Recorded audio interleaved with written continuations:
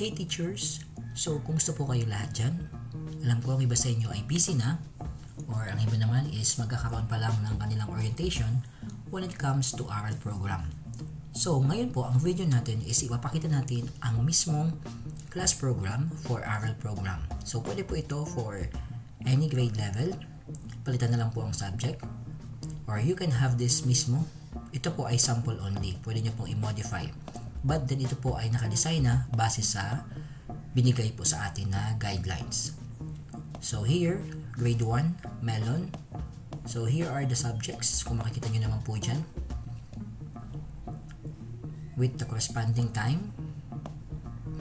Then, ito po na pinapakita natin is for the class. Okay?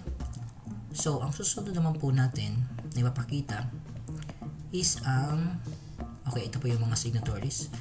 Ito naman po sa baba ay ang teacher's program.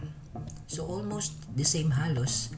Kaso nga lang dito, mas detail tayo kung anong gagawin natin after the given time.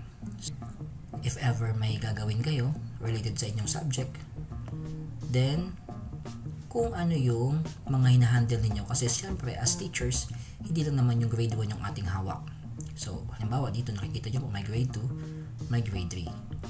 Then, sa baba po yung signatories, and then yung summary of the total number of teaching hours.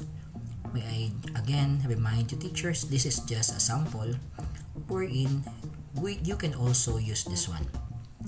Ito po pala ay ilalagay ko ang link ng soft copy ay ilalagay ko po sa description nitong video.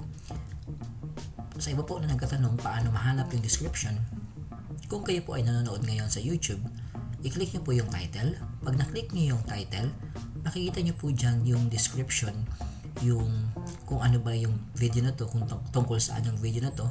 Then naglagay naman po ako dyan ng guide kung aling link ang i-click ninyo. Wala po itong password para at least mas madali sa iba. I-click lang po yung link, then download the soft copy. Then edit nyo na lang po. And again, if nakatulong tayo, you can always like this video or comment na lang din po kayo if ever may mas maganda kayong nagawang class program. So yan po, I hope nakatulong sa inyo itong simple video, itong pinapakita natin na sample class program para sa ilan na medyo nahihirapan paano gumawa ng isang class program. So hanggang dito lang po muna tayo. This is your teacher Jed, signing off. God bless everyone.